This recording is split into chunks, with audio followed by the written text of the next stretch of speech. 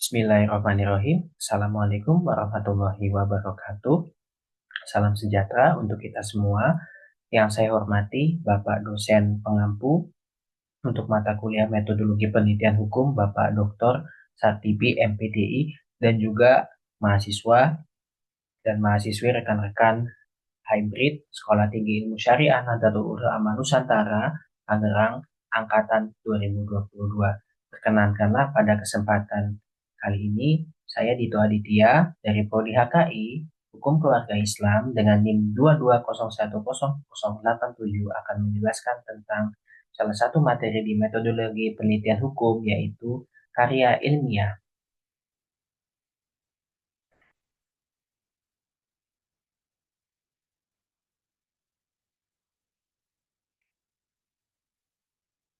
Oke, dalam kesempatan ini saya akan menyampaikan tentang kerangka karya ilmiah. Adapun anggota tim saya adalah Bapak Dusman Samsudin, saya sendiri Dito Aditya, dan juga Bapak Heri Septian. Sebagaimana kita ketahui, tahapan pembuatan karya ilmiah, dalam pembuatan karya ilmiah terdapat beberapa tahapan penting harus diikuti agar karya ilmiah kita sistematis dan memenuhi standar akademik. Tahapan pertama adalah pemilihan topik penelitian. Nah, pemilihan topik ini harus relevan dengan bidang yang kita teliti sehingga kita bisa menjawab semua masalah aktual yang penting untuk dikaji di lapang. Kemudian, setelah kita memilih topik penelitian, maka adalah melakukan kajian literatur. Nah, di kajian literatur ini kita mengumpulkan dan mengkomparasikan berbagai referensi yang berkaitan dengan topik-topik yang kita teliti. Dan ini juga menjadi dasar-dasar teori dari penelitian yang kita lakukan yang dimana hasilnya nanti akan dijawab oleh tujuan penelitian. Kemudian dalam pembuatan karya ilmiah apapun itu baik skripsi, tesis maupun disertasi tentunya didahului dengan namanya proposal penelitian. Nah, membuat proposal penelitian ini sangat penting Bapak Ibu karena proposal penelitian adalah dokumen yang menjelaskan rencana penelitian kita seperti apa ke depan. Nah, di proposal ini nanti ada latar belakang, ada perumusan masalah, ada tujuan penelitian, ada metodologi, ada kerangka teorinya juga. Dan juga di situ kalau dia menggunakan metode kuantitatif maka ada hipotesis penelitian. Nah, tujuan dari proposal ini fungsinya adalah sebagai panduan dan rencana kerja kita bagi khususnya bagi peneliti dan alat untuk mendapatkan persetujuan dari pembimbing atau instansi yang menjadi pendamping dalam penelitian kita. Jadi membuat satu proposal penelitian yang terukur, yang jelas arahnya dan tidak bingung, tidak membingungkan. Ini sangat penting dalam tahap eh, karya ilmiah, dalam kita melakukan penelitian ilmiah. Nah, kemudian tentu dalam membuat proposal eh, penelitian, kita akan berkaitan dengan latar belakang dan bagaimana cara menggali permasalahannya. Latar belakang ini adalah bagian dari penelitian yang menjelaskan mengapa kita memilih topik itu, apakah topik itu menarik, apakah topik itu belum pernah diteliti sebelumnya, dan apakah topik itu merupakan fenomena-fenomena yang terjadi di masyarakat sekarang. Nah, latar belakang ini tentunya harus relevan dengan situasi kekinian, dengan situasi hukum kita saat ini, kalau memang itu penelitian hukum. Dan tentunya dengan dari latar belakang ini kita juga harus melakukan satu survei atau kajian awal dari berbagai literatur yang relevan dan kita juga bisa melakukan survei di lapang bagaimana kondisi sebenarnya yang ada di lapang. Kemudian dalam menggali permasalahan, seorang peneliti juga harus melakukan observasi yang mendalam terhadap fenomena yang terjadi dengan literatur. Observasi ini maksudnya dia melakukan suatu penelitian, suatu pendalaman terhadap topik yang dia teliti. Dia benar-benar terjun langsung terhadap objek yang diteliti, tidak hanya berdiri di atau duduk di belakang meja saja, tetapi dia turut langsung memantau objek yang diteliti. Misalnya objeknya itu adalah satu populasi atau sampel, maka observasi dia mendatangi populasi dan sampel.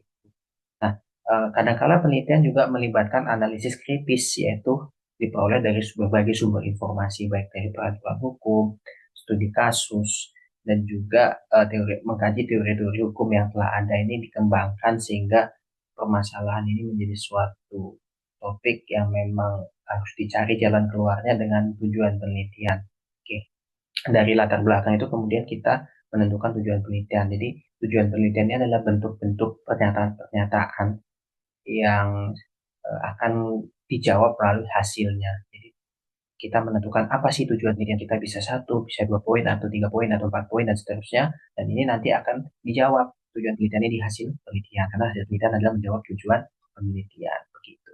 Nah, ini ada contoh dari kerangka karya ilmiah dari salah satu skripsi yang saya ambil dari mahasiswa Universitas Brawijaya, di mana dalam penulisan kerangka karya ilmiah ini kita tentu harus membuat yang namanya daftar isi, kemudian di sini dijelaskan pula pendahuluan, ada latar belakang, rumusan masalah, ya kan, pertanyaan-pertanyaan kritis yang dijawab dalam tujuan, dan nanti akan dicarikan hasilnya di hasil dan pembahasan, ya, dan nanti akan dijawab di kesimpulan. Kemudian juga ada tinjauan pustaka atau kajian literatur, di mana di kajian literatur ini tadi sebagaimana yang dijelaskan sebelumnya adalah mendukung teori-teori dan konsep-konsep yang mendukung dari penelitian yang kita lakukan. Jadi dasar teorinya kita masukkan di tinjauan pustaka. Kemudian dalam proposal juga harus ada materi dan metode penelitian. Kita menggunakan metodenya itu seperti apa, bagaimana sumber-sumber data yang kita gunakan, bagaimana informannya, bagaimana narasumbernya, bagaimana cara kita menganalisa datanya. Itu sangat penting sekali dalam bidang bab 3 atau MEDPEN, metode dan penelitian. Kemudian di hasil dan pembahasan bab 4 ini juga ada kaitannya dalam rangka untuk menjawab tujuan penelitian yang ada di bab 1 tadi. Sehingga dari situ nanti akan dihasilkan kesimpulan dan saran terhadap penelitian untuk penelitian selanjutnya.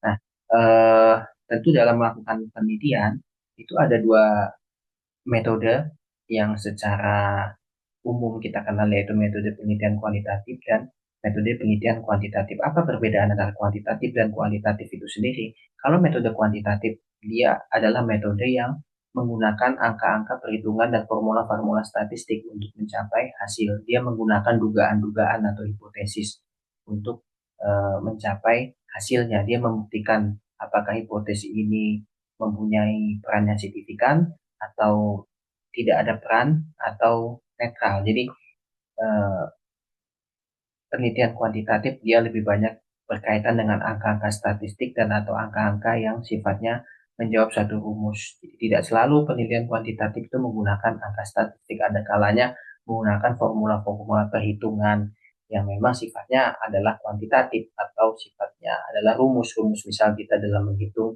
economic order quantity dalam ilmu ekonomi, tentu ada rumusnya untuk menghitung pendapatan nasional. Kemudian untuk menghitung living cost dalam ilmu ekonomi juga itu ada rumus-rumus kuantitatif. Sedangkan kualitatif adalah metode-metode yang metode penelitian yang lebih digunakan untuk mencari makna atau arti yang mendalam dari sebuah pernyataan, dari suatu penelitian. Kalau kuantitatif dia hasil penelitiannya dijabarkan dengan menjawab hipotesis, sedangkan kualitatif adalah menjabarkan secara deskriptif dia apakah uh, fenomena ini bertentangan, bagaimana fenomena sekarang itu yang dijelaskan secara deskriptif. Nah, inilah bedanya antara kuantitatif dan kualitatif. Dalam metode kuantitatif tentu ditentukan populasi dan sampel pada umumnya.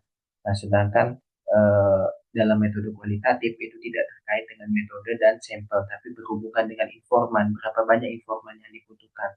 Kalau dalam penelitian kuantitatif, sampel tergantung rumusnya dihitung dari jumlah populasi, mengacu pada Slovin atau apapun yang digunakan dalam penentuan sampel dengan diketahui angka populasi. Tetapi dalam kualitatif itu eh, jumlah narasumber atau informan tidak ditentukan, dan jumlah informan dan atau narasumber itu harus berkaitan dengan topik yang diteliti.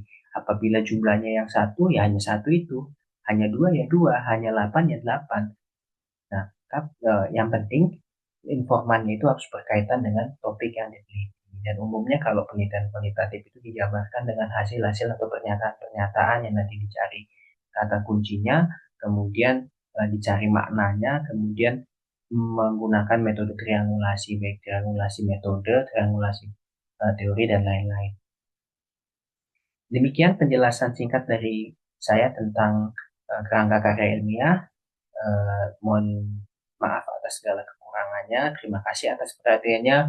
Wallahul muwafiq ila aqwamit thoriq. Wassalamualaikum warahmatullahi wabarakatuh.